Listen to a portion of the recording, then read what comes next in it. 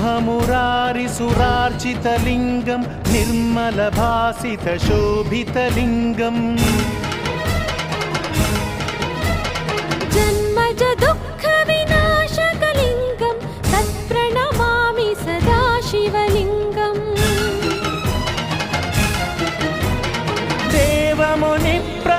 देवमुनिप्रवरार्चितलिङ्गं कामदहनकरुणाकरलिङ्गम् रावणदर्पविनाशकलिङ्गं तत्प्रणमामि सदा शिवलिङ्गम्